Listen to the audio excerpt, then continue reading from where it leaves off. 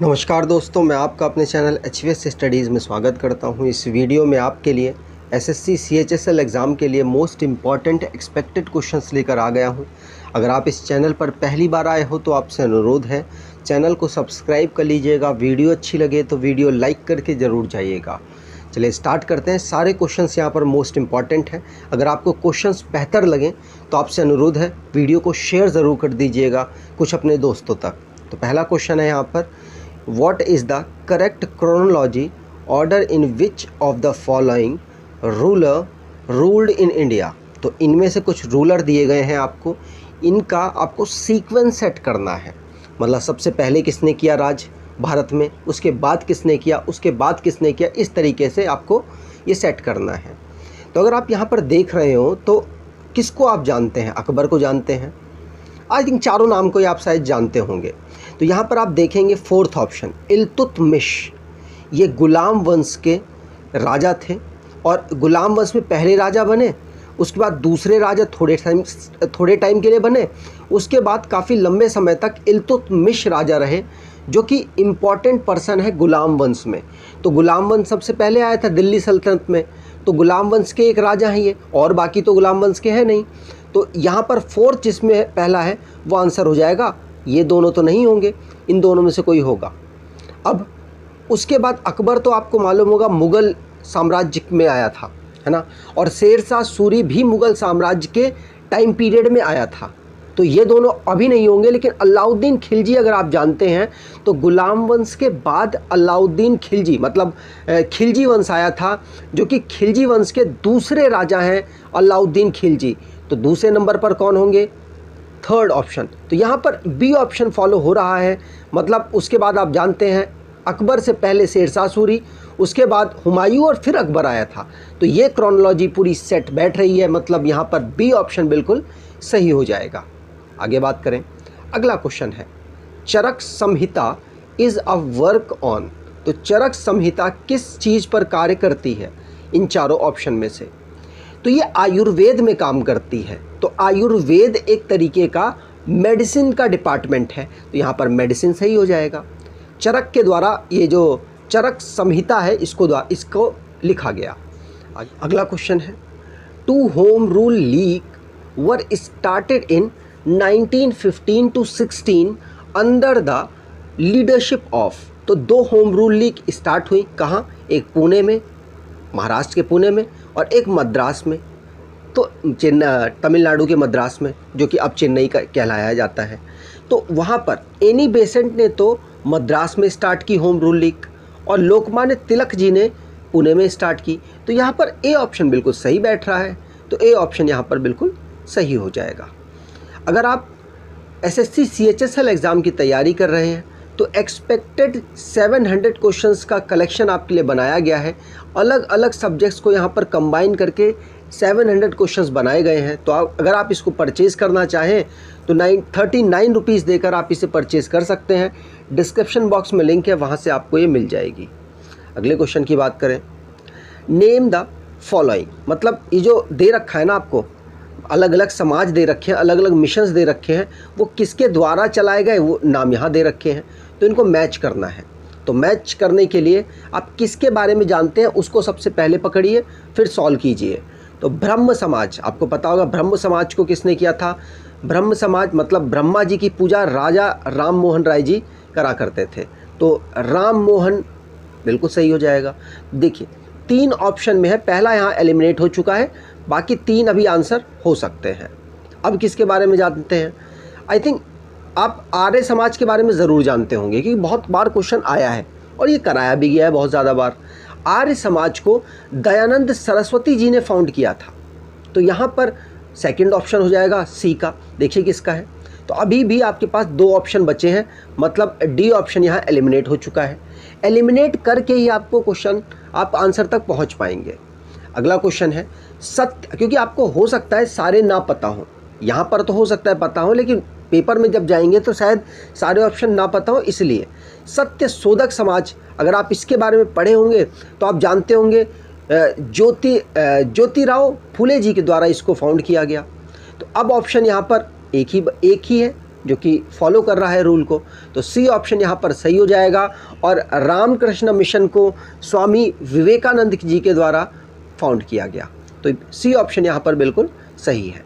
अगले क्वेश्चन की बात करें, व्हेन सुभाष चंद्र बोस रिजाइंड, कब किया था इन्होंने resign from the presidential of Indian National Congress. तो जो इंडियन नेशनल कांग्रेस थी, भारतीय राष्ट्रीय कांग्रेस थी, उन्होंने रिज़ाइन किया था 1939 को। और फॉरवर्ड इन्होंने मतलब रिज़ाइन करने के बाद ये जो सीट थी वो किसको ऑफ़र की गई थी?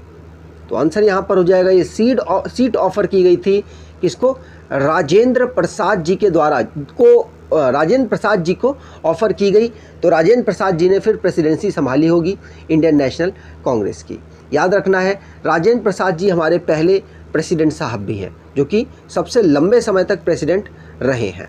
अगले क्वेश्चन की बात करें, the Salal hydro electric project is located across the river.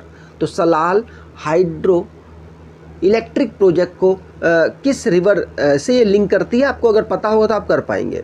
तो अगर आप जानते हैं ये कहाँ की हाइड्रो इलेक्ट्रिक पावर प्रोजेक्ट है, तो आंसर यहाँ पर हो जाएगा ये जम्मू कश्मीर की है। लेकिन यहाँ जम्मू कश्मीर तो पूछा नहीं गया, रिवर पूछी गई है। तो आंसर यहाँ पर होगा ये रिवर चिनाब रिवर की एक परियोजना है। ठीक है, तो सी ऑप्शन यहाँ पर बिल्कुल सही हो जाएगा। जम्मू कश्मीर की कुछ और परियोजनाएं हैं, उनको यहाँ पर लिख रखा है। Ranjit Sagar dam, hydro electric project Ravi नदी की एक परियोजना है। चुटक हाइड्रो इलेक्ट्रिक प्रोजेक्ट शुरू की एक परियोजना है। और Dulhasti hydro electric project Chenab की एक परियोजना है। तीनों जम्मू कश्मीर से लिंक करते हैं। अगला क्वेश्चन है, वर्नल इक्विनॉक्स टेक्स प्लेस ऑन। तो दो प्रकार के इक्विनॉक्स होते हैं, कौन कौन से? एक ऑटमनल इक्विनॉक्स, एक वर्नल इक्विनॉक्स। वर्नल के बारे में यहाँ पर पूछा गया है। तो आंसर यहाँ पर हो जाएगा, वर्नल होता है 21 मार्च को। इस दिन और रात बिल्कुल सेम होते हैं, मतलब लेंथ जो होती है उनके दिन और रात की सेम होती है।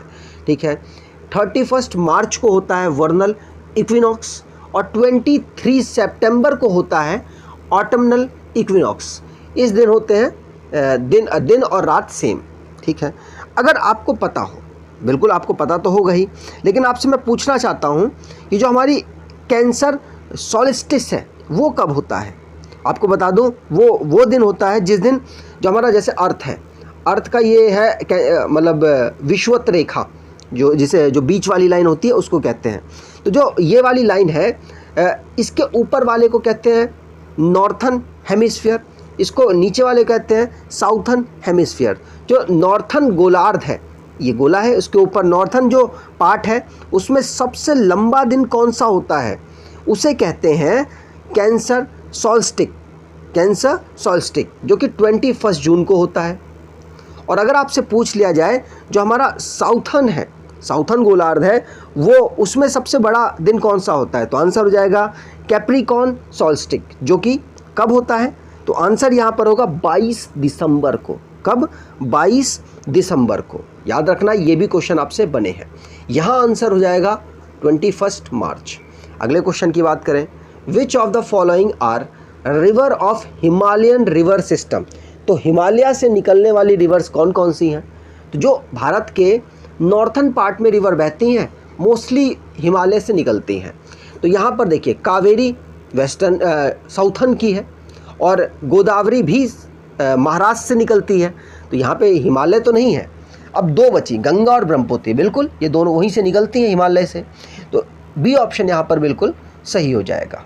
अगले क्वेश्चन की बात करें, in which of the following type of economies resources are owned privately and the main objective behind the economic activity is profit making.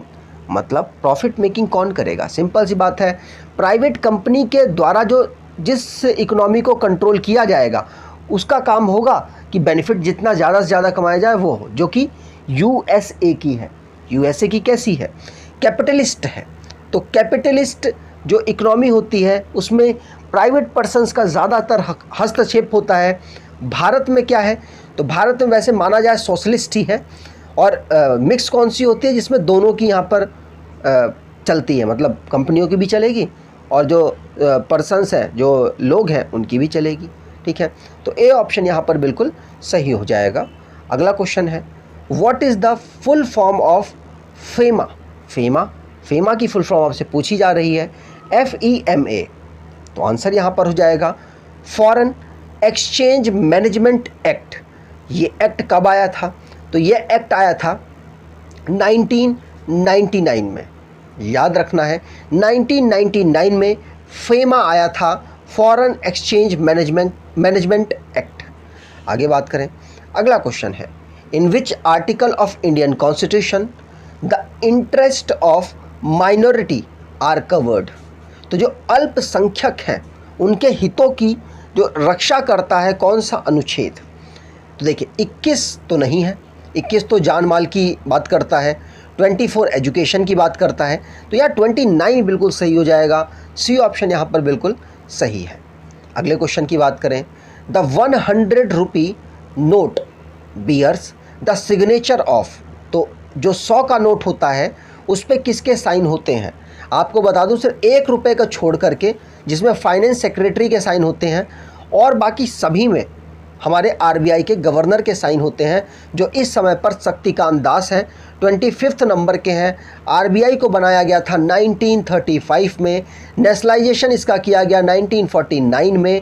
आपको ध्यान रखना है, ये क्वेश्चन रिसेंटली में बनते हैं, मतलब और स्टार्टिंग में ये भी एक क्वेश्चन बना था। स्टार्टिंग में RBI का हेडक्वार्टर कहाँ पर है? तो कोलकाता था, कलकत्ता था, और बाद में फिर वो हेडक्वार्टर मुंबई किया गया।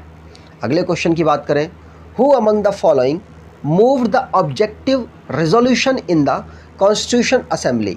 तो हमारे जो कॉन्स्टिट्यूशन असेंबली थी उसमें उद्देश्य प्रस्ताव, मतलब कि ऑब्जेक्टिव रेजोल्यूशन कौन लेकर आया था? तो आंसर यहाँ पर हो जाएगा भारत के पहले प्रधानमंत्री और सबसे लंबे समय तक प्रधानमंत्री रहने वाले पर्सन जवाहरलाल नेहरू जी के द्वारा उद्देश्य प्रस्ताव को लाया गया, ऑब्जेक्टिव रिजोल्यूशन को लाया गया। आगे बात करें, अगला क्वेश्चन है, the public health and sanitation is included in the constitution of India in?